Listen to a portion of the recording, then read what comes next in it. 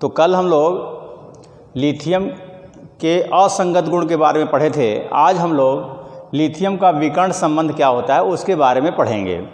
तो हम लोग जानते हैं कि आवर्त सारणी में जो द्वितीय आवर्त सेकेंड पीरियड जो होता है उसमें लिथियम, बेरिलियम, बोरान, कार्बन आदि तत्व आते हैं और तृतीय आवर्त में मतलब थर्ड पीरियड में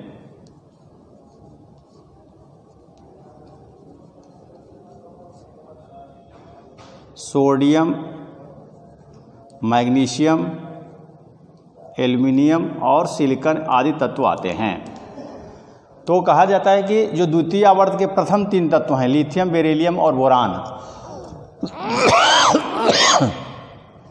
इनके जो गुण होते हैं वह तृतीय आवर्त के उन तत्वों के गुणों से मिलते हैं जो उनके विकर्ण अभिमुख होते हैं, मतलब जो विकर्ण पर स्थित होते हैं।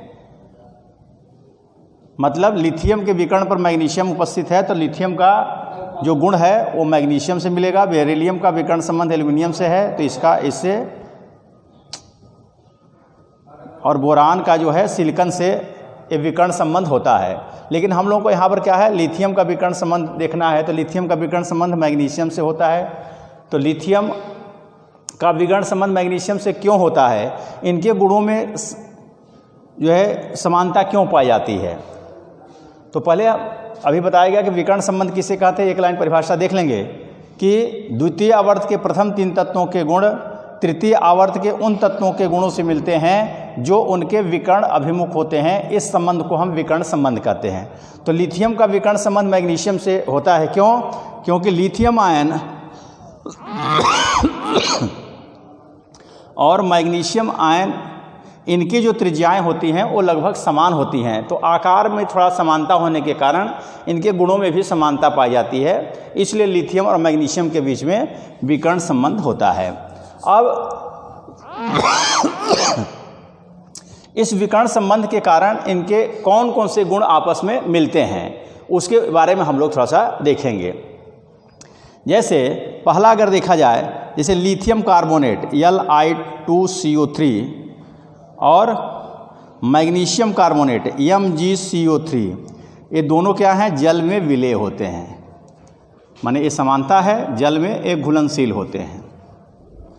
दूसरा अगर देखा जाए कि लिथियम का जो हाइड्रोक्साइड है LiOH और मैग्नीशियम हाइड्रोक्साइड MgOH का ट्वाइस, तो ये दोनों जो क्षार हैं ये दोनों जो है दुर्बल क्षार होते हैं। ठीक है, इसलिए इनके गुणों में समानता होती है।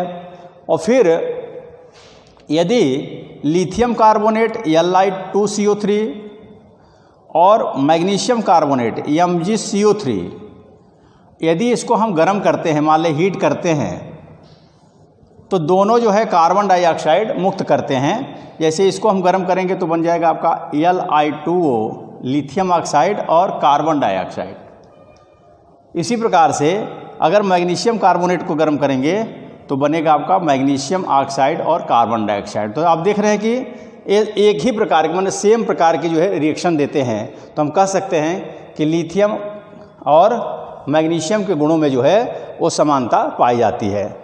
और देखा जाए, अगर चौथा देखा जाए पॉइंट, तो लिथियम और मैग्नीशियम ये दोनों जो है नाइट्रोजन से क्रिया करते हैं तो अपने अपने नाइट्राइड बनाते हैं। जैसे लिथियम नाइट्रोजन से क्रिया करेगा तो लिथियम नाइट्राइड बनेगा। इसको अगर हम संतुलित करें तो 2 यहाँ लिख दीजिए, 6 यहाँ लिख दीजिए, 3 यहाँ लिख दीजिए, सॉरी 3 नहीं, ठीक है। तो लिथियम नाइट्रोजन से क्रिया करेगा तो लिथियम नाइट्राइड बनेगा और मैग्नीशियम जब नाइट्रोजन से क्रिया करेगा तो मैग्नीशियम नाइट्राइड बनेगा Mg3N2। ठीक है, अब इसको आप संतुलित कर सकते हैं। 3 लिखा है, यहाँ पर 3 लिख dीजिए। तो हम कह सकते हैं इनके गुणों में समानता है। इसी प्रकार से एक आध और भी समानता हम देख सकते हैं। जैसे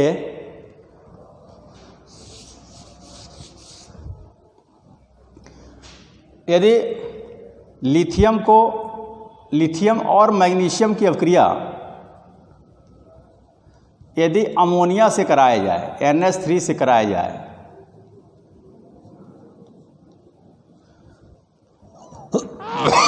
तो दोनों जो है अपने अपने नाइट्राइड बनाते हैं, तो लिथियम नाइट्राइड बनता है और हाइड्रोजन बनता है।